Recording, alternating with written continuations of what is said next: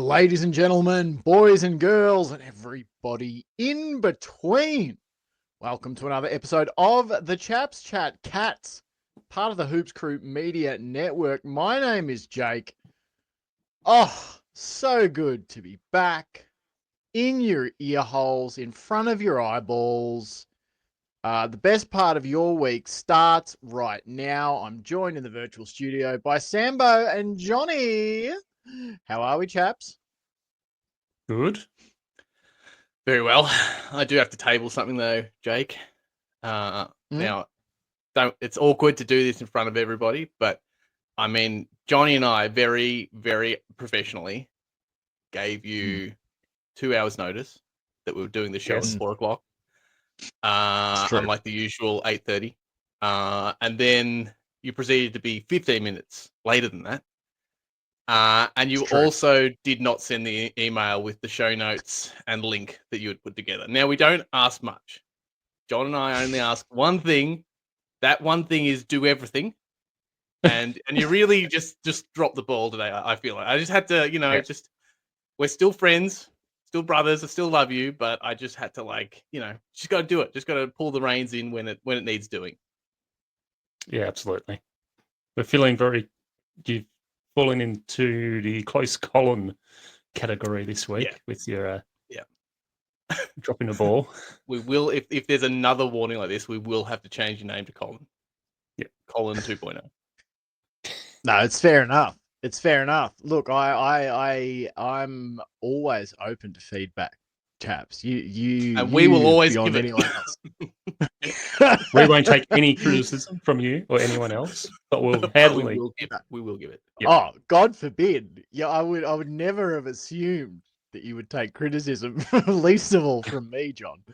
Yeah, no, look, totally. See, you're a smart guy, Jake. You're a smart guy. Yeah, exactly. I understand. You better understand. Yeah, no, it's good. It's good to receive the feedback. Don't spend any time on it because in the meantime, every 3 months, a person is torn to pieces by a crocodile in North Queensland. Exactly. I'll prompt you, Jake. I'll prompt you, and we'll get on with it now. The prompt is do everything and go. Take it away. Perfect. I will attempt to do everything better. It's not a big request. Just do everything better. I will do my best. On the show tonight, the Cats smite the Saints. Bit of biblical wordplay there.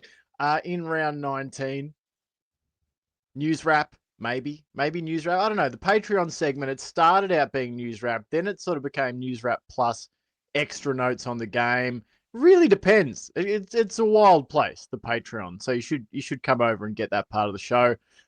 We do definitely end the Patreon part of the show with a look ahead to next week. So if you want the extended part of tonight's show, go on over to the Hoops Crew. Start your 7-day free trial and get a load of the package on it, because it is a sizable and a girthy package for you to enjoy. Let's jump in.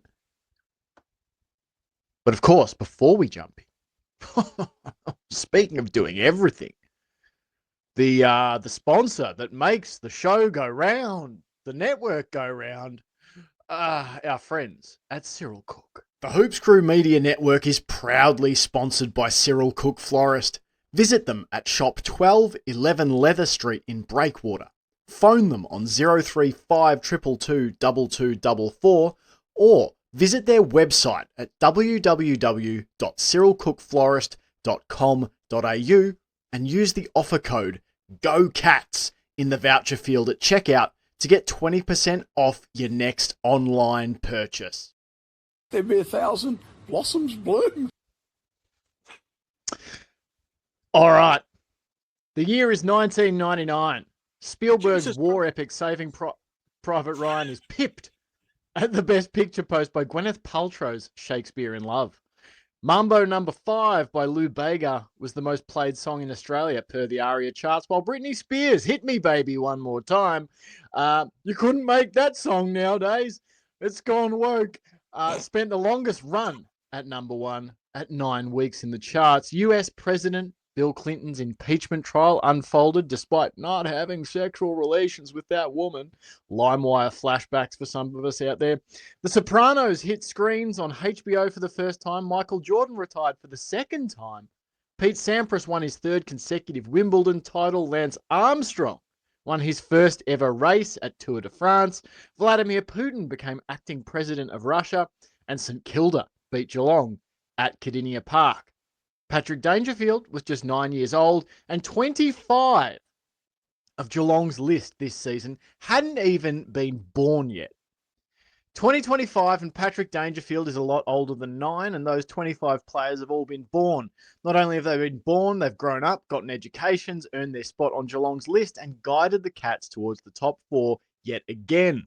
St Kilda hadn't beaten the Cats since that game back in 1999, and spoiler alert, you fucking nerds, they still haven't. The Cats tried on the boot of heavy expectation and found that it fit their foot remarkably well on Sunday afternoon, using its heft to stomp on the throat of Ross Lyon's slop fest to ruthless effect, snagging the game's first 5 goals as the visitors struggled for oxygen in the contest. To the slop fest's credit, they congealed into something more resembling a football team after quarter time, outscoring the Cats 5-3-33 to 4-2-26 in the second quarter to trail by only 15 points at the long break. But then computer said no. Geelong booted 5 of the first 6 goals of the second half to leave the margin gaping at 37 points as we turned for home. Stengel, Dempsey, Manor, Dangerfield and Close all inked their names on the scorebook, and the Cats should have had more, missing 4 chances to close out the quarter. St Kilda did their percentage a bit of a favour by kicking the first 2 goals of the final term and the game's last, with Jack Bowes and Jeremy Cameron kicking truly for the Cats in between those Saints scores. All in all, 28 scoring shots to 22, Geelong with the answers when they were posed questions, and the decisive run of scoring when the opportunity opened. It's a funny world near the top of the AFL tree. Gravity works the same, but logic and emotion operate in strange, unusual rhythms.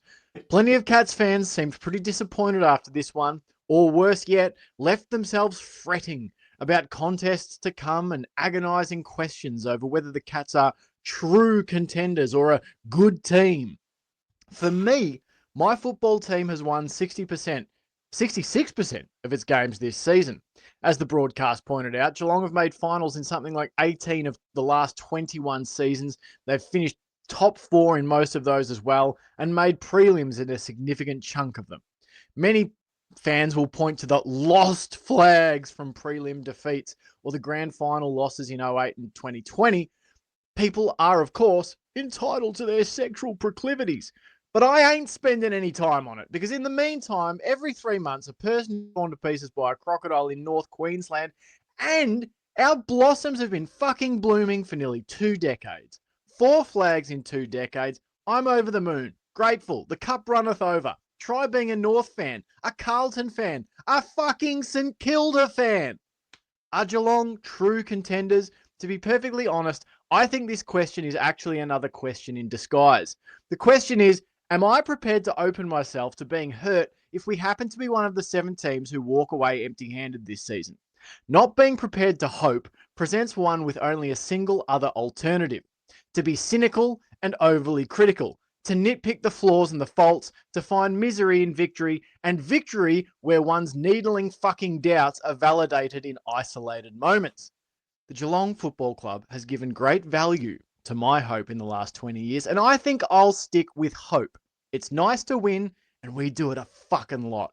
Cats 113, 82 St Kilda. Sambo, your thoughts?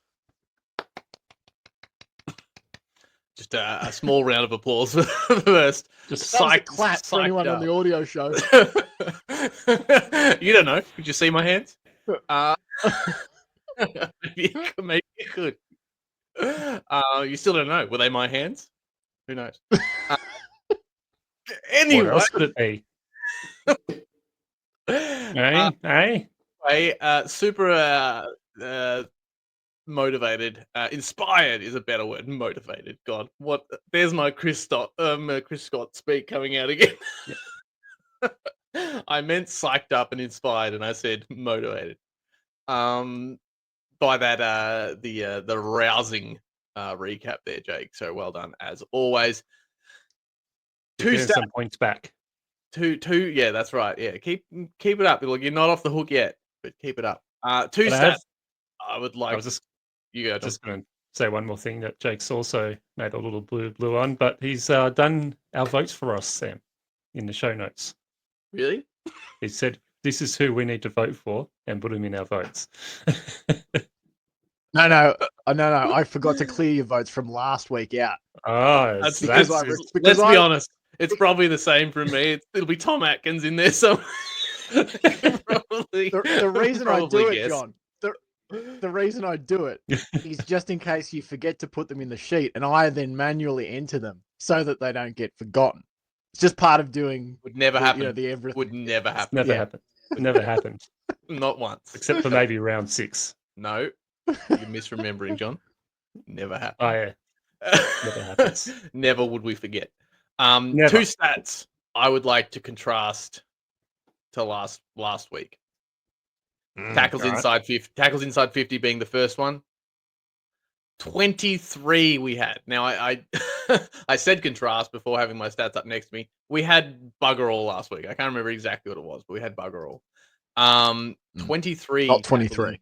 Not 23. Sorry, Sam, we'll forgive you. Thank you. It wasn't stat. It is. It's tough, all right? People don't understand how much work this gig is. Tackles inside 50. Our season average is 14.7. We generally, I think the three of us generally like 12 plus as a good benchmark. 23 compared to the Saints 5 is phenomenal. That's fantastic. And the other kind of meaningless stat, but I think a little meaningless stat that means the Cats are playing Cats football is the bounces. 8 bounces this week. We had 1 or 2 last week. St Kilda had 1. Again, you're not going to win the game with bounces, but I've just started to track this because I think it is indicative of whether Holmes, Smith, these guys are singing now. Smith wasn't necessarily singing, but Holmes I thought was for great stretches of the game. I really enjoyed this one, guys. I thought it was about right for what you'd expect. The Saints aren't anywhere near the level of Geelong, but the Saints have a really good knack for making football look and feel shit. And the Cats don't generally win shit football. And that's how they kind of get us. So I think we did really well to control large sections of this game, make it look like a Cats game, not a Saints game. So it was a good evening. It was an afternoon match, but I didn't start it until 10 o'clock. So it was an evening match for me. But I had fun with it. They put up enough of a fight to make it an interesting match. Gave you some pause here and there. But overall, I felt like it was a foregone conclusion. We left a lot on the table. I think we could have added 30, 40 points if we'd really been 100%. And I think, as I said briefly in the chat to you, Jake, I felt like it was pretty symbolic of our season. And that's neither overly confident or pessimistic for me. I feel like if you look at this game, it symbolized it well. When other teams manage to trip us up, put us on the back foot, and they can get their game going, we have a habit of letting through some frustrating runs of goals. But when we are on song, we pile on the hurt like no other team in the competition. Football looks the way it was designed to be played. We play the football of the gods. And the question, not a doubt or anything like that, but just the question basically remains, how much of a percentage of the season and each game can we make it more of the latter and less of the former? I'm happy. I enjoyed it. Good win. Nice. Couldn't agree more with those sentiments. Johnny, sending it over to you. Your opening statements on the game. Yeah, very enjoyable game. Bit a bit frustrating here and there, but overall, I thought the Cats came out, played a very good game, did what needed to be done, especially in that third quarter. Again, I wasn't really worried that we're going to lose this game. It didn't feel like other games where we've played against the Saints, even though they did get within 9 points of us. It always felt like we just had that little bit extra, little answer to get back at them. Last week we had 9 tackles inside 50. So from 9 to 23 within a week is a really good impact and a really good turnaround for what. Well done, John. Phenomenal stuff. Johnny pulling overtime on the stats work. Incredible. It was hard work, but I got there. And yeah, I just felt like the team looked more connected this week than other weeks. Tom Stewart was taking marks at ease. Jack Henry was intercepting and also spoiling really well. STK looked near his best, like still a little way from his best, but I thought this game he came out and played a really important role to let Henry, Stewart, and the other defenders, Humphreys, go about their business a bit more freely. And I really thought Humphreys looked a lot more freed up this week, and he was able to run down that wing.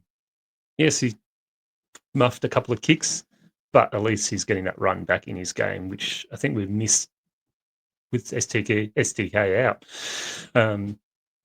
And yeah, generally just a really solid game, one that we needed and one that we needed at home just to get the 4 points, get that in.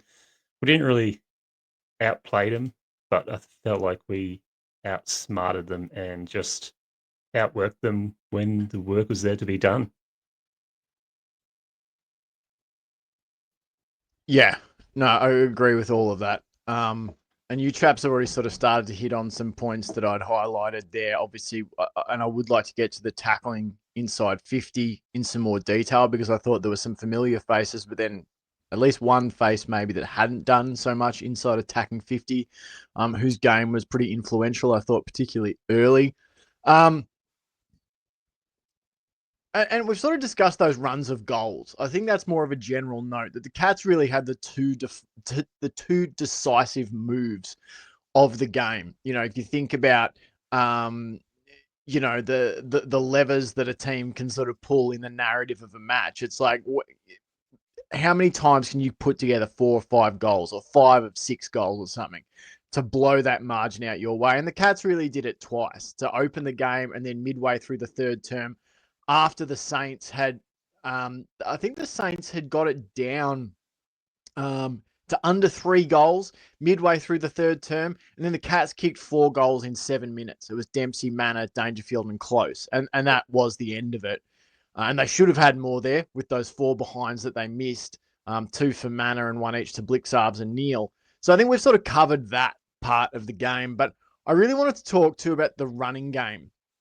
Which sounds like very NFL, but it was back to me, chaps, and I want your thoughts on it because after last week, we only managed 1 running bounce to the Giants, 15. And I thought they got on their bikes this week, the Cats, with St Kilda only taking a single bounce for the match, and they were sort of, you know, keen to do that. They tried to follow the blueprint, really. They chipped the ball around at speed to try and change angles and open us up, and at times they did it pretty well. But the Cats allowed some of that run and carry to come to the fore this week. We took 8 bounces for the game, 3 to Max Holmes, 2 to Myers, and 1 each to Manor and Humphreys, and 1 to Guthrie as well. Now, those same 5 players also combined for 26 of Geelong's 55 entries inside 50, so nearly half of Geelong's inside 50 entries came from those 5 players. They also had 34 score involvements.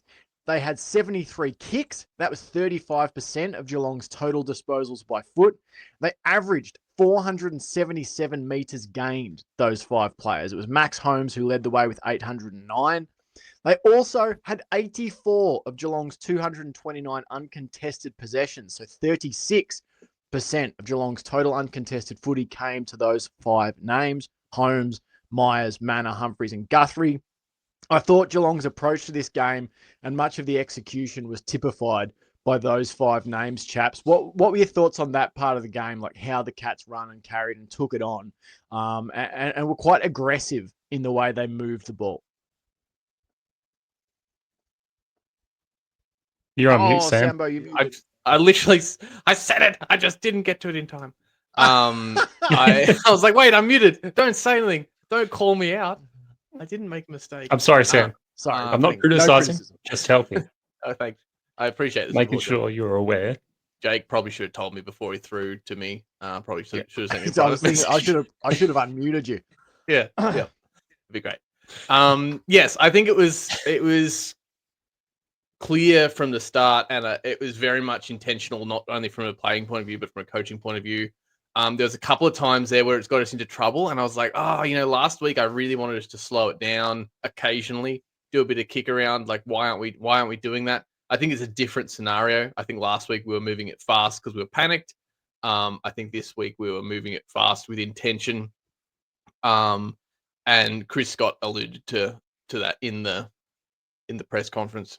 He spoke about the desire to move it fast because of the way the Saints structure up and the way they basically back their players to cover the ground in a somewhat Geelong-like way. So you have to move it fast to hit them on the counterattack. So it got us into trouble a few times, but I didn't mind it. Once I kind of felt like I had sort of keyed in on what we were doing, there was a few holding the ball calls where you went, oh, why would Tom Stewart had a couple of uncharacteristic ones.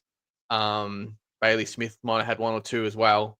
There was a couple of moments where you went, but I think it was a sign of the game plan. It was an acceptable loss, I suppose, of the game plan that we were trying to more often than not pick it up and at least take a couple of steps. Like, it was pretty rare to get those real traditional handball kick chains from a standing or almost standing start or position. Like, it felt like pretty much every time we had a possession, it was followed by a step or two. The plan A was to turn or spin or pivot or whatever into space and then have the time. Even the delayed kicks, I don't know if I've seen us do that many delayed kicks where we, went to kick, stopped, and so the Saints player runs past, and then you turn and do a little chip kick.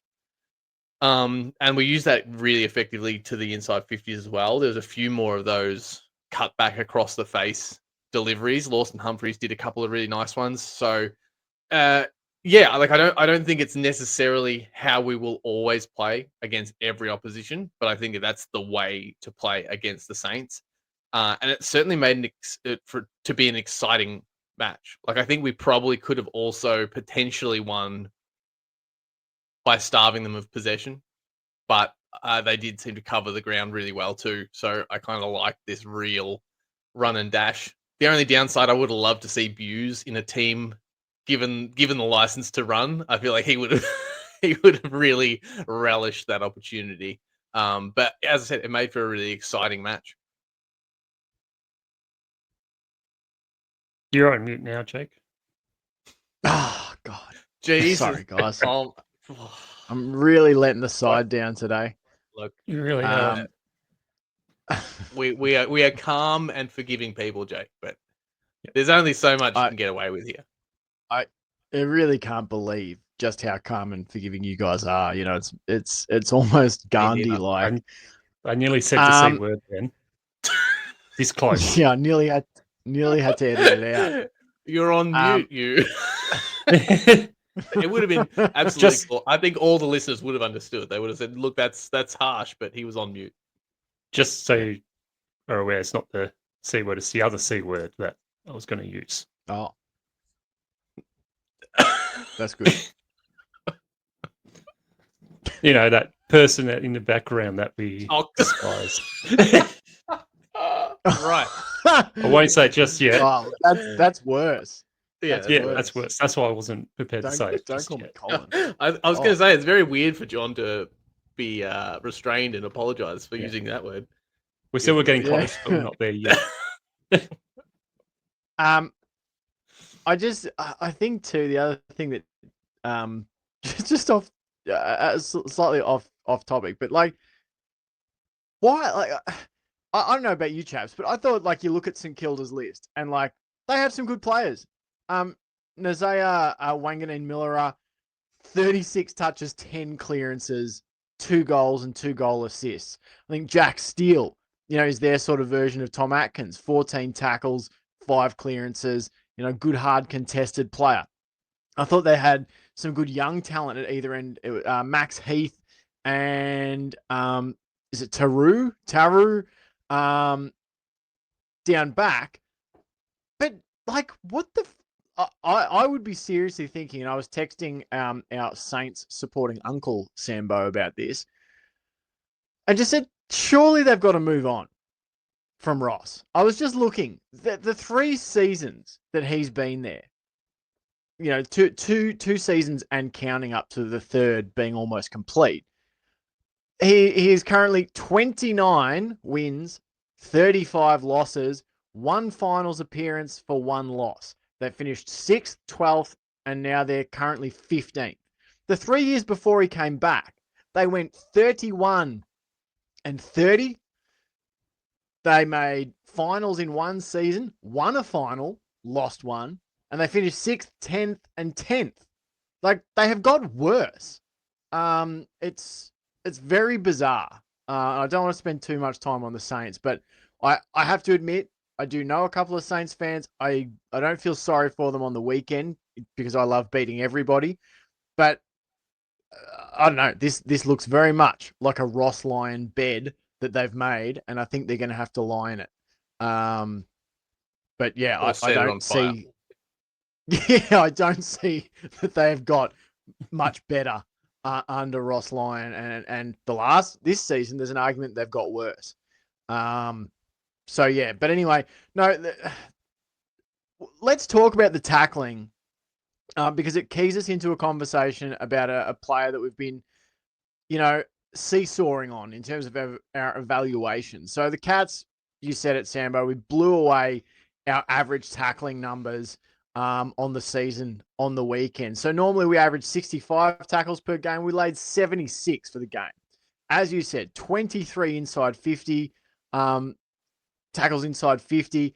That was plus 8.3 on our season average. By contrast, the Saints went 1.3 tackles lower than their season average, and they had only 5 tackles inside 50, which was basically half what they usually manage. Around the ground, Sean Manor, Tom Atkins, they brought the heat. They combined for 20 tackles in total. Manor had 11, Atkins 9. Inside 50, it was Manor who had 4 tackles, while Tyson Stengel, Lawson Humphreys, Ollie Dempsey, and Patrick Dangerfield laid 2 each. Thought this was one of Ollie Dempsey's better tackling games. But equaling Manor with 4 was Jack Martin, who was swung up forward in this game to great effect. He also clunked 3 contested marks, had 2 goal assists, kicked 2 goals himself.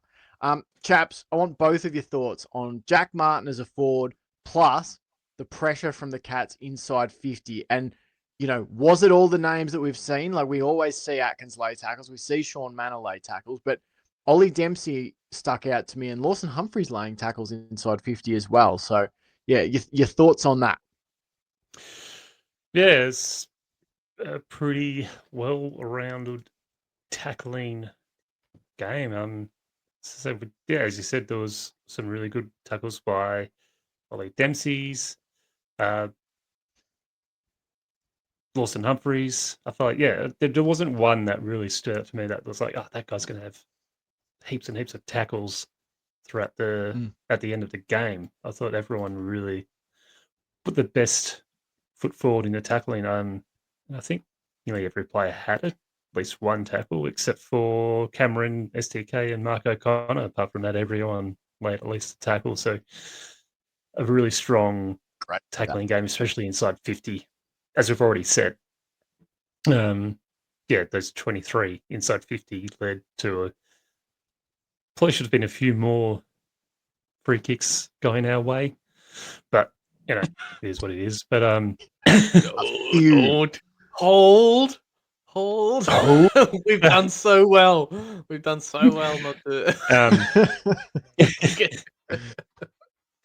And just on the so tackling, really impressed with just the pressure from both sides. Actually, was immense. I don't think there was many parts of the game where one team really dropped off too much, apart from St Kilda at the start of the game. But even then, they were still applying good pressure. But it was mainly in that third quarter spurt when we put those goals that they really dropped it off. And I thought it was probably Jack Martin's best game he's played for the Cats. That mark that he got inside 50 in the second or third quarter was amazing. Just running and getting at the top of the flight of the ball. A couple of really nice goals as well, and just brought his best. Yeah, I just thought it was one of his best games, probably his best game for the Cats. So really impressive there, and he'll probably keep his spot for another week. And I think Ollie Henry will have his work cut out for him if Jack Martin can keep doing this inside 50. Yeah, that's what I said in the Hoops Crew Discord. Was that I think Jack Martin, even not just positionally, but Jack Martin is essentially the body type and athleticism that is keeping Ollie Henry out of the team. Whether they want to play Jack Martin out on a wing or down back, I think the Cats, it's not just about, hey, we need this many forwards, this many backs, this many mids, and this many rucks. It's we need these certain body types. And Ollie Henry and Jack Martin sort of offer similar things. They're both quite spring-heeled in how they can jump up at the footy. I think they're both quite quick. You could potentially, we've seen Ollie Henry operate out on a wing before, but I think right now what's happening is that Jack Martin is just offering a little bit more of a diverse skill set than what Ollie Henry brings to the table. So I think he is the exact player that is presently keeping Ollie Henry out of the side. Sambo, do you agree with that? What were your thoughts on his game and the tackling in general? Yeah, no, I agree with all that. I don't want to repeat you guys too much. I thought he was Martin to me was really close to my votes. He didn't quite make it, probably just because as I've admitted before, I am very late game leaning. Like my recency bias kicks in with votes. I like people that put in 4 quarter performances, but if someone only puts in a 2 quarter performance, I'm way more likely to lean that way if it's the last 2.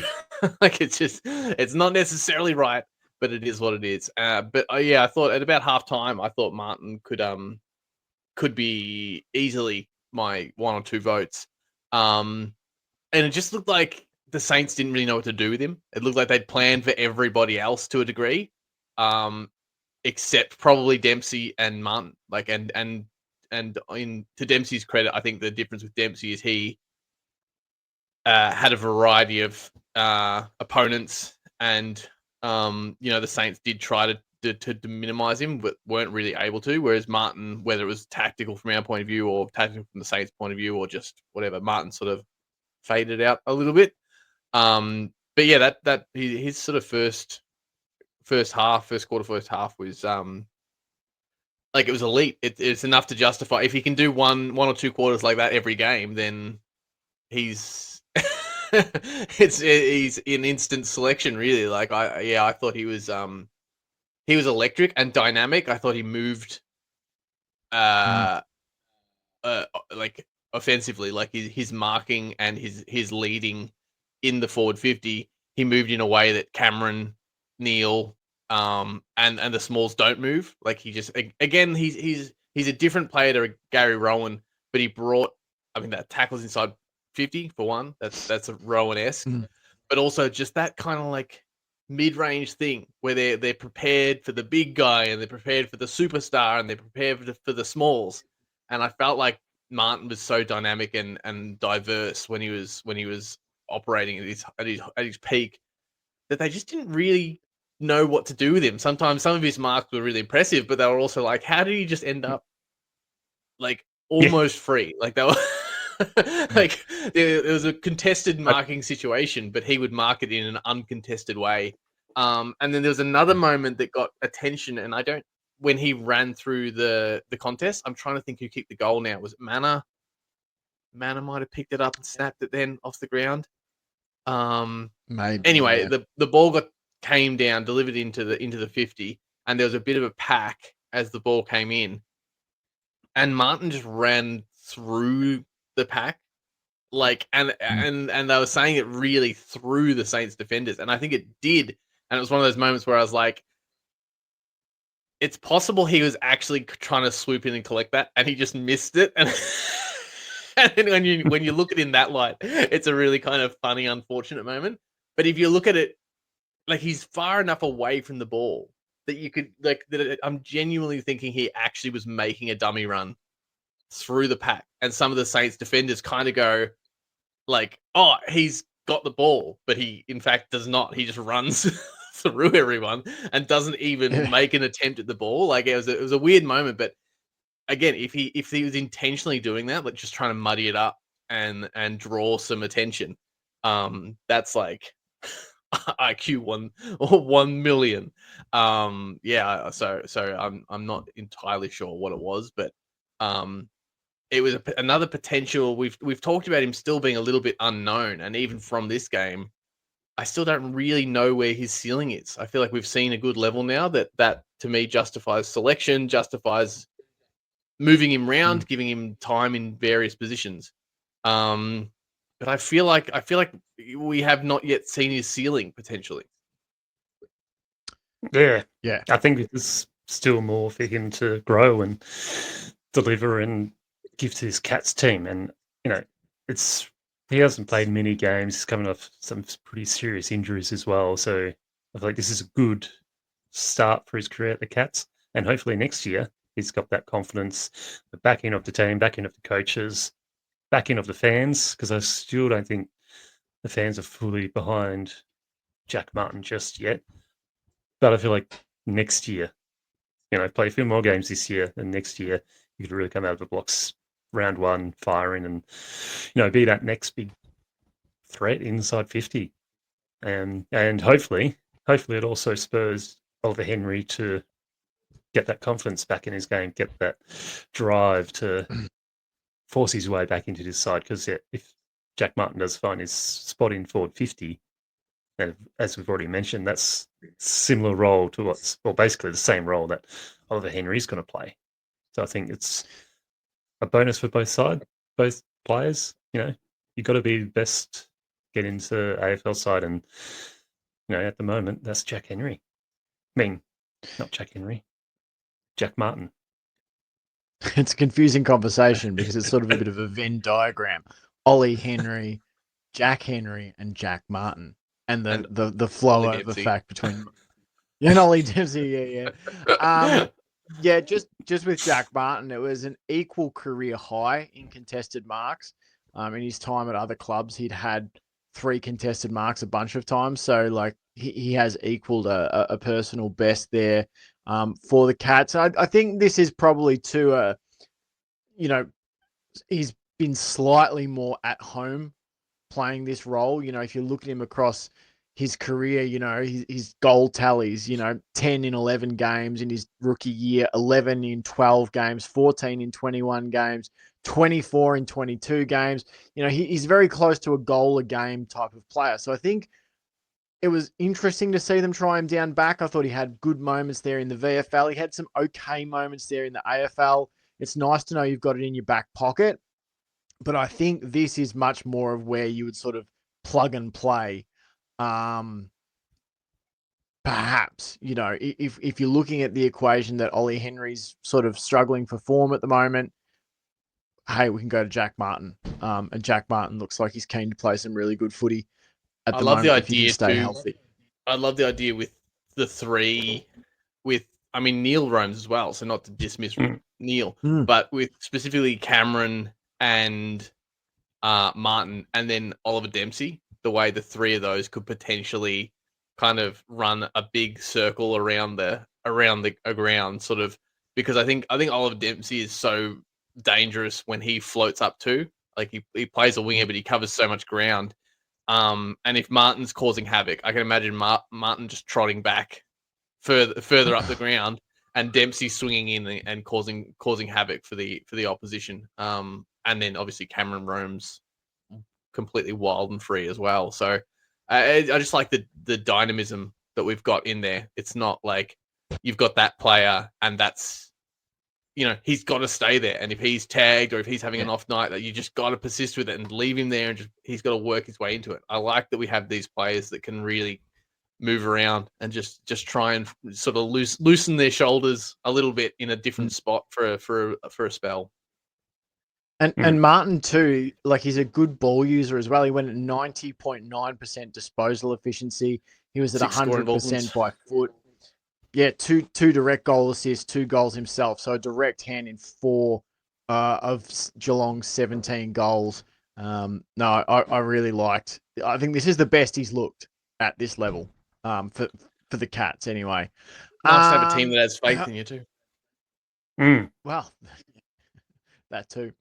I wanted to talk a little bit about the back line too, and then I think we'll get into some votes. So obviously the injury to Stewart is fairly annoying. I don't know if Chris Scott talked about that in his presser, Sambo, but the Cats key backs, injury? They were basically exactly that. They were enormous in this game. Connor O'Sullivan, Jack Henry, Zach Guthrie combined for 27 marks. Tom Stewart racked up team-high intercept marks with 5 and team-high intercept possessions with 8, and he was only on the ground for 57% of the game. Sam de Koning led the team with 7 spoils in his return to the side. As I said, obviously the news about Stewart sucks, lads, but what were your thoughts on the backline performance as a whole? The thing that stood out to me, I love how I think Connor O'Sullivan has a mean streak to him. I think he's got a bit of a bully streak to him. When he gets a chance to line someone up and put a bump on them or tackle them, I think he relishes that, and I love to see it. But what were your thoughts, chaps, on the back line? Pretty decent, I thought. Yes, the Saints got 81 points on us, but so I thought the back line was much better this week than it was last week, obviously. As I said, I think STK in there, it freed up a lot of players to play their more natural role. I think we've gotten used to STK playing a certain level that we've got going on. It's not that great throughout this year, but once he's gone, it's like Tom Stewart when Tom Stewart goes. It's a house of cards that sort of starts falling down, and STK is that one player that lets Lawson Humphreys get that running game on, lets Tom Stewart get that intercept game on where he can just roam, read the ball like he does, like perfectly. Like, I don't know how many intercept marks he got, but I swear it was like close to 7 marks. He just kept getting them. And then Jack Henry to shut down their main forward, which I thought did really well. So yeah, as a whole group, when they're all there together, and also with STK back in, let's Mark Blixev do what Mark Blixev does, which he did again this week. So yeah, I thought the defensive unit worked magnificently together. Really glad STK was back, played really well, and as you said, Connor O'Sullivan was terrific. Like a couple of times he got outplayed, but again, he's only played a handful of games at this point, and like he got outplayed, he rectified it, and he's definitely got that little bit of a mean streak, and I can't wait to see him grow into his body, grow into his game, get that experience, the knowledge from Jack Henry, Tom Stewart, STK. Yeah, he's going to be a serious player for the Cats. And yeah, I think the Cats just keep finding ways to improve the defence each and every single week. So yeah, really, really impressed and glad it was back to that cohesion, back to the way that we like to see it. Yeah, just on Sam de Koning, the Cats are 1-2 in games where Sam de Koning hasn't played this season, and they're 11-4 with him. I know it's a fairly limited sample size, only the 3 games played without him, but I think it's just interesting to note they've lost 2/3 of the games that he hasn't been in the side. he's also, this is the highest marks per game he's had since 2022. So in 2022, he averaged 5.2 marks per game. He's averaging 5.1 marks per game this season. And I was looking at his contested defensive losses this year. He's faced 26 contested defensive one-on-ones. That's 1.7 per game, which is the same as his last 2 seasons. And in 2022, he faced 3 contested defensive one-on-ones per game, so more that season.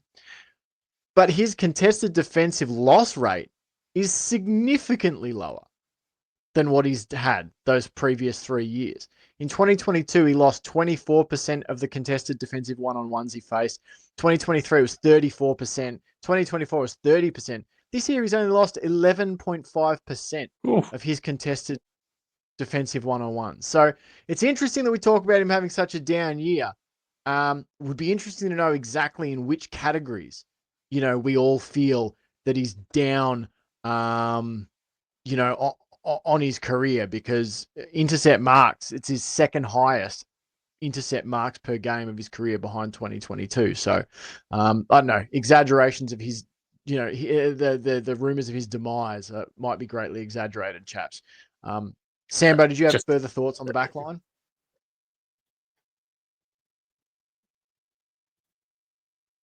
I'm not going to say anything though this time, no, John. Me neither. The trying to ride the mute button when you've got kids and stuff nearby is proving troublesome. Riding the mute button. The SDK, the ruck experiment may have just thrown him around a little bit. Like, not that was never going to work. I don't think we loved it. But it could have just created some inconsistency, whether with him or just with the way we were viewing him, because he just didn't get a chance to necessarily flourish in any one role. He was kind of thrown around and moved around, and then he's now missed a couple of games. So yeah, I feel like it's probably more that it's the sample size and maybe a level of expectation placed on him, but a bit like Tom Stewart too. Like, I think our backline is just overall more star-studded at the moment than it was in 2022. And I know that sounds funny because we had fantastic players in 2022 and we won the flag. And but I feel like he was a bit of a beacon for the future at the time. And now we have him, and we also have Zach Guthrie has come along in huge strides. Jack Henry has probably less of an extreme transformation, but just this consistent, steady march towards being a really good contributor to the team. And then you've got Connor O'Sullivan. So I feel like SDK is just, in people's minds, is probably in a bit of an in-between. He's not yet the experienced, infallible stalwart that is Tom Stewart. And he's also not like the beacon of the future, which is Connor O'Sullivan. So it's kind of, if he's not doing absolutely extremely outlandishly good things, people kind of go, oh, he's not doing what he used to do. And I think a lot of it's how we viewed him as a symbol, as opposed to what he was actually doing physically. But yeah, sorry, that's a bit of a side tangent, I suppose. I think the backline has work to do. I think I agree with all the points, but I guess I'm not going to dismiss the 80 odd points super quickly. Like, I think that's a scoreline that it should have been lower. And some of them, there was multiple that was just unfortunate. People slipped over. Like Connor O'Sullivan slipped over a couple of times. Lawson Humphreys had a slip. So there was a few of those ones. You chalk those ones up to luck. You move on. There was a few that were just really blisteringly good center clearances to a really good run and a mark. You kind of have to write those ones off and go, okay, unless they hit that kick, you're not going to defend that. Like, I don't think you can body up in such a way. You can't position yourself in front of the player, because that's what you'd have to do essentially, is stand center square side, allow them to have goal side. And then if the ball goes over the top, you're out of position. So I think it's a better odds to play goal side of your attacking opponent and put it on them to do a blisteringly good scything kick, because most of the time it won't happen, but it happened, and so those goals. The ones that bother me a little bit were some of those ones that weren't a really good kick, didn't come in that fast, nobody slipped over, and there was a lot of players looking around at each other like, whose man was that? Yeah. I wouldn't say a lot, but there was probably half a dozen moments like that, and then maybe 4 of those actually turned out to be goals. 4 goals can make a huge difference in a game. So I'm not. I don't want to be pessimistic. This isn't like the defense is shit, but I'd love to just like them to tighten those screws a little bit more. I do think a lot of those coincide with when Tom Stewart went out too. Like, to be fair, I think there was some sort of not junk time because it wasn't the last few minutes, but they almost felt like junk time goals where it was early enough in the game that had a run got on, I suppose the Saints could have come back, but it did feel like this low pressure kind of. Tom Stewart wasn't there. Maybe someone had wandered up the ground to try and impact further up, and they hadn't got back quick enough, and there was a loose player standing in the middle. So, yeah, it's hard to know how much of an issue that's going to be, but I think against better opposition, you don't want to have too many of those goals that feel preventable that you're letting through. I would say, just I'll let you speak in a moment, Jay. I was just going to say I feel like the bigger issue in this game that led to the goal, as over the defense being put, was just like what's his name, Wanganeen Malira. I always go to say Malira. It's Millera. Like, how many center clearances do you have? 10. Yeah, 10. Yeah. Like, sometimes good players do good things. And so sorry, I had 6 center clearances, 10 clearances all over. Like, I did feel like, not to, I don't know if we want to talk, we'll maybe talk about this in the Patreon more, but I did feel like there was a couple of times when you're like, I don't know if it's through the Saints positioning or our positioning or like what's causing this, but the way Bailey Smith 2 weeks in a row has been just out of position. And that's not to say he is placing himself out of position. I'm not saying he is positioning poorly, but multiple times he is not where we would want him to be in the way where the ball fell. The ball was very rarely falling there for him, and it felt like Miller was the opposite. He was there, Bailey Smith, who was just like, the ball was going where he wanted it, and he's a phenomenally good player. So, yeah, I feel like more so than the defense, there's a certain degree of that. Like, how do we stop that? Neither team went with a tag, as far as I know. So it's interesting that he ran riot, but Smith didn't. So it's not. I reckon it's more just down to pure ruck work and like throwing out muscle Stanley into ruck. I think from the stats. Stanley had the most hitouts though. Where are the hitouts to advantage? Yeah, that's where 11 to the Saints, 7 to us. Hang on. He So had, the Saints had a plus 6 hitouts to advantage. And I do remember a few where Brian Marshall and Wanganeen Miller just seemed like they were connected in the minds, because there's just a couple. Even Reece Stanley got his hand to the ball, but it's still tapped straight down the throat of Wanganeen Miller, and he was just able to run and gun. And I think it's more down to the ruck work and just possibly a bit of not positioning himself correctly, or just not reading the play in the best way, or just not feeling it on the day. And also because the thing that I don't have an answer to, but that has also, we won the hitouts by 11, and our bread and butter has been losing the hitouts and mopping it up. Like, I feel like Bailey Smith has probably had 35, 40 touches in games where we've lost I don't know for sure, but like where we've lost. So as much as like, I think, he rucked really well, and the hit out to advantage is super important. I wonder what it is, and I don't know if you have thoughts on this, Jake, judging by your sort of reaction. what is it about their ruck work and their hit-outs to advantage that we weren't able to mop up the way we have been earlier in the season? Well, my little thought just went back to a YouTube video that Jeff White put out on First Use against Essendon, where he highlighted Geelong's the way Geelong set up at the stoppage and how hard it is to beat Geelong. And so Geelong played Essendon. The following week, they get beaten by Brisbane. Then they go on bye. They play Richmond. We said there were actually some patches where Richmond looked all right against us. Then we played the Giants, and I think we would all agree that the Giants seemed to play our clearance setup really, really well. And I think you could say the same of the Saints. So is it coincidence that after the Essendon game, where the stoppage setup gets highlighted, and I'm not saying it's down to Jeff White puts a video out and everyone watches it. I'm saying you get to a certain part in the season and suddenly everyone notices something. If Jeff White's watching the videos and noticing, then other teams are too.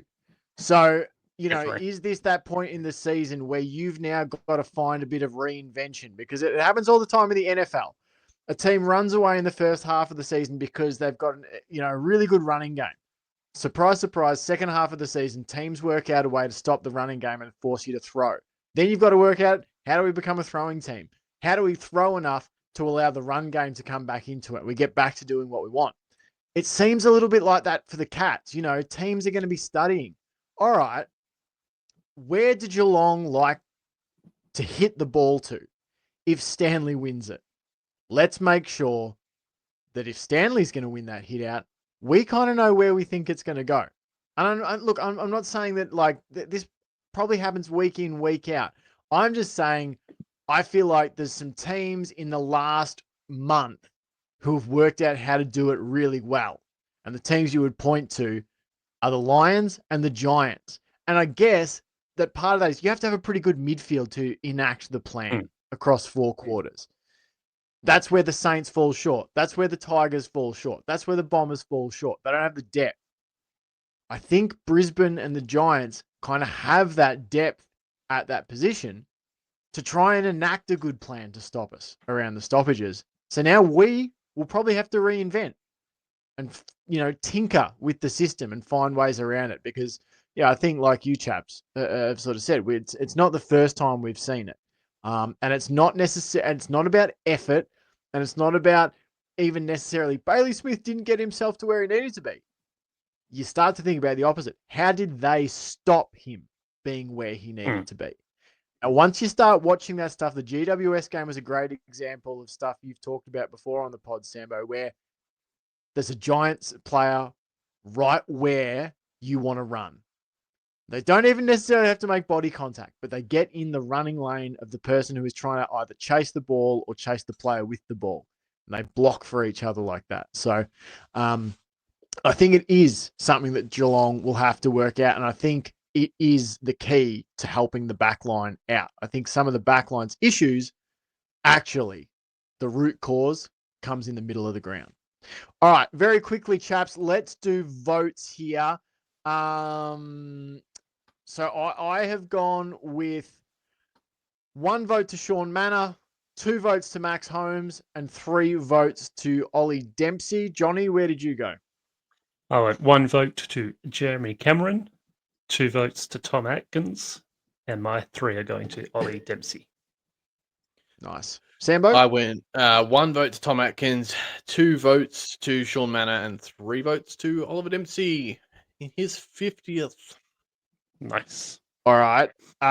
So who are our unique players then? I think I don't think I've got a unique player. Or am I the? Yeah, you're the only one who had Holmes. John's the only one who had Cameron. Or maybe I've got no unique ones. I've got no unique ones. We both had Tom Atkins. But I can talk about Atkins or Manor. If John wants to talk about Cameron. I'll go Cameron. All right, John. All right, Johnny, your thoughts on Cameron's game in sort of 30 seconds or less? No. generic Jeremy Cameron game, really. 5 goals, classy There's a running reason it's only goal. one vote. Yeah, I saw another gave up a goal to Sean Manor, which the commentary team did highlight, saying that's, I think it was Tom Atkins going, that's the Cats' way. Like, yes, he should have probably kicked that goal, but he knew there was a player in a better position, so he passed to that player. And it's happened a few times throughout the game for the Cats. But yeah, Jeremy Cameron, yeah, again, like, he's just a superstar player, absolute freakish player. I loved his goal in the boundary where he went to set one way and it was like, oh no, I'll just go over here, make it more difficult for myself. Slot a beautiful goal. I think at a time where the Cats needed that little bit of a lift, he provided and got us back on track to really dominate that third quarter. Yeah, it's just a classic Jeremy Cameron game at home where you go there and go, yeah, this is why the Cats paid so very little to get him. Yeah. No, agree with all that. Totally unselfish to give that goal up. Every right to kick it himself, brings Manor into it. I just hope that Manor is absorbing all that. I think at the moment he got 2 he's still goals highly. Who? from Sean Manor from other players. Yeah. Got that one. And Yeah, then Jack Martin. Yeah. No, absolutely. Sambo, do you want to talk about Atkins? Yes. Yep. Actually, do us a 2-for-1. Do Atkins and Manor.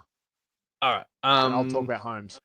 I feel like we talked about Manor already a little bit. I would say, is this his best game for the Cats? I would say, apart from there was one, I'm trying to think who it was against. There was one real breakout game where suddenly everyone was like, "Who's this guy?" and they hadn't been paying attention. But I feel like if not his maybe most impressive game, then probably his most consistent. 24 disposals, 6 marks, 11 tackles. Like and with 3 goals. It's a pretty well-rounded performance. Like there's not many things he didn't do. Also nearly basically 500 meters gain, a couple of goal assists. I thought a couple of pretty Manor-esque shots from spots that he shouldn't have shot from. But he acknowledged it. And the problem with Manor, and the reason we'll keep seeing these, is because then he kicked a goal that he should not have kicked. So as long as he's getting like a bit of return, I don't think anyone's complaining too much, and I don't think he's gonna feel too shy about having a crack. Goal of the year contender, but even though it didn't even make the top 10 somehow. Yeah, it didn't make the 10. I mean, Jeremy Cameron's goal was insane. And the Saints goal was a good dribbler. But the Manor one to me was just, I mean, maybe because it's hinged largely on luck, but the type of goal was so unusual that I thought it was worthy of note. I thought it would be in that list for sure. Anyway. If a certain scum player had done that, we would be hearing about it for 2 weeks. Yeah. Maybe he didn't do a stupid enough celebration to get himself into the highlights reel. But yeah, Manor's got to remember that he's got to rip a bong hit celebration or something if he wants to. Get in the headlines. A fortnight Sally. Yeah, I mean, exactly. Yeah, how else do you get in the top 10 3 times without doing stupid celebrations? That's all it takes these days. Yeah. So I think that's about all. 7 inside 50s too. I think Sean Manor was second on the team. Yeah, second on the team, second on the ground, I should say, for inside 50s. And the 4 tackles inside 50. So he equaled game high tackles inside 50. So just an overall really well-rounded performance. And had he kicked a couple more of those goals, or maybe kicked passed some of them off to create more goal assists, I think think he'd be getting the 3 votes from me. Honestly, it was more that just the I guess a couple of inconsistencies or discrepancies that lowered him below Dempsey. Tom Atkins, obviously just doing Tom Atkins things. Like I sneak into my votes whenever possible. Third on the ground for tackles. Was he second on the team? Sorry, first on the team, second on the ground, equal to Patrick Dangerfield for clearances as well. Had a goal assist to his name. Went at 60 plus disposal efficiency, which is I think good for a player that also had the most contested possessions, or equal most contested possessions on the ground. To go at nearly 64% is great. But also in a game where we were trying to move it, we're trying to get bounces, we're trying to move it fast. I would say the handball was king, and he had the most handballs on the ground. So to me, that also just made him not just a good performance, but an important performance for this kind of win. Love it. Sean Manor, I also thought 60% disposal efficiency. And I was just trying to have a look what his kicking efficiency was at 60%. And you look at that and go, oh, it was fourth worst on the team. But, then again, it was above like Brad Close and above Dangerfield, who, it was in the ballpark of Humphreys and Stengel. So I guess the knock against Manor is that 19 of those were uncontested. So sure, I think we could expect a slightly high, maybe pushing 70 when Tom Atkins is pushing 65, and all of his possessions were contested. Yeah, no, totally agree with that. He's going to be a player. I've got a theory about Sean Manor, and it also involves another player from the VFL, and it's about sort of player development and positions on the list and things, and maybe we'll talk about it in the Patreon. I did chat about it a bit in the Discord on the weekend, but I'll just say on Max Holmes, I just thought seeing him run and carry the ball and kick long and go for runs and stuff was just heartening, I guess. I was so depressed about how unable the Cats were to get him going last week against the Giants, that, 32 disposals. The fact that this is, I try and remind myself all the time with Holmes of like, he's getting like 30 touches a game, 7 marks, 4 tackles, 5 clearances. Like, really, Bailey Smith has had probably more of the press, but Holmes has been equally as, if not more impressive. In some ways, when Holmes has these games, he's also more damaging, in my opinion. So I just really liked Max Holmes' game. This is him back to playing the type of footy I want to see him play. I know the disposal efficiency could probably be higher, but he's sitting at that Sean Manor spot that we would like Sean Manor to sit at. 71%. 71.9%. That's fine, especially because he's biting off long kicks. Yeah. No, 100%. So he was perfect, and I thought he played more of an appropriate amount of time in the middle too. They didn't, like anchor him down off halfback, for the whole game sort of thing. I don't know, against the Giants, I just was like, get him off the chain, like unleash him. And I was just really liked seeing that, and that brings us to our player of the game. Ollie Dempsey. My only analysis on this, chaps, then I'll throw to you for your thoughts, is that months ago when we were talking about Ollie Dempsey on the pod, I said, I think he can be one of those Sydney mid-forwards, like your Isaac Heaney or whatever, where Ollie Dempsey at his best, and I don't think he's near his best yet, I think Ollie Dempsey will be a player that can have 34 touches, kick 4 goals, have 5 or 6 clearances, have 2 or 3 contested marks. Like, I think he can be a complete football player, and I think he will be one of the best 3 or 4 names on Geelong's list in the next half decade. I think he'll be right up there. When you go, who's Geelong's best player? Ollie Dempsey will be mentioned up there, and he was fucking spectacular. Easily. He was sensational on the weekend, and he could have been better if he timed a couple of jumps that little bit better. But knowing that he's got the confidence, the courage to go for those big screamers and back himself time and time again, even if he does make a mistake going for it, just goes again. And he's one of those players that just seems to be out there having the best time of his life every single game, even when he's having an off game. But this one, this game in his 50th. He was sensational. He had a hand in nearly everything. Like a couple of those kicks to Jack Martin were incredible. Like just perfect kicks. Couldn't have asked for a better kick going inside 50. And just that run, that constant run up and down that wing all game was outstanding. Back to his absolute best after a couple of weeks where he didn't play all that well, but alongside everyone else. And for him to come out at a young age and only playing 50 games to back it up with that performance was almightily impressive. And totally agree, Jake. He's going to be up there as one of the Cats' best players. I would like to claim a little personal credit amongst us, patting all of ourselves on the back here, and say that prior to the season, when doing stonks, I had Oliver Dempsey as a buy, and I predicted he would get an average of 20 disposals a game and score 30 goals in the year. He's sitting at 24 goals with games to play. And he's currently averaging around about 17 disposals. So I'm pretty happy with that. I'm pretty happy that he's closing in on those tallies.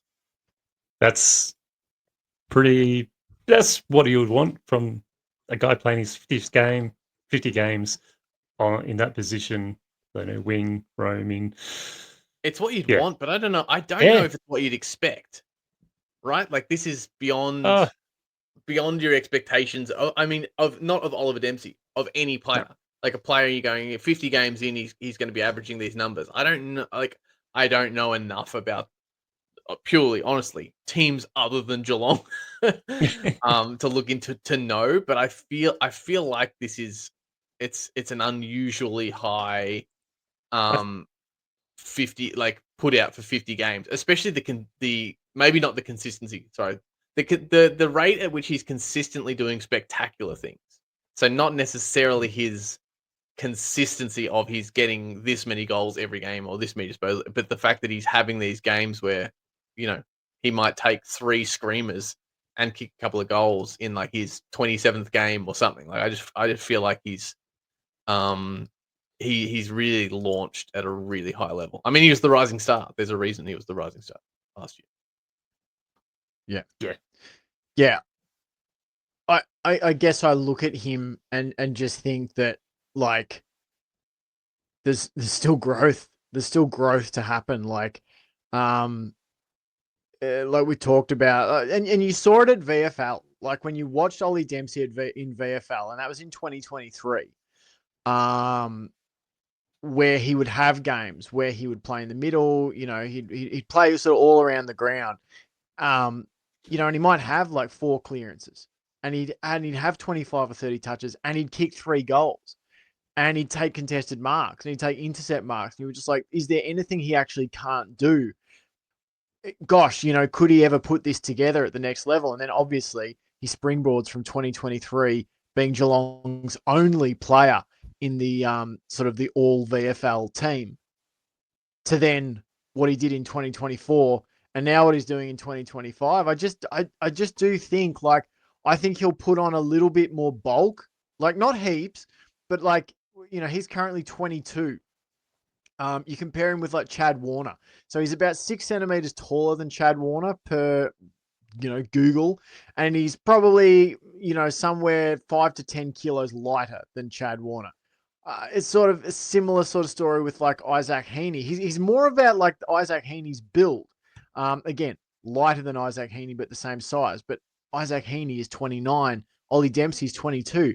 I just think by the time Ollie Dempsey has like 5 seasons under his belt, by the time Ollie Dempsey is 25, I think he will be, in that like top 20 to 30 players in the league. The best 1 to 2 players of every club. I think one of Geelong's will be Ollie Dempsey. So, yeah, he's spectacular. All right, that's it for the public part of the show. We're going to duck off now to Patreon. We hope you've enjoyed this. If you did enjoy it, please hit that subscribe. wherever if you're listening, if you're watching, there's a subscribe or a follow button. Go on and do it. It's where you will get updates to tell you, hey, the latest Chaps episode has dropped, because we've abandoned Twitter. We've abandoned social media. I'm not posting updates of the Chaps podcast on there. I'm finding it a waste of fucking time, a very depressing place to be. And I'd prefer to be putting my time and energy to being here with you lads on the show, with the vast audience on the show. So make sure you're hitting that subscribe button to stay up to date with what is happening on the Chaps. All right. We're going to go to Patreon now. Come over and join us. Start your 7-day free trial. We'll be back next Tuesday. Go Cats. Go Cats. Go Cats! Woot, woot.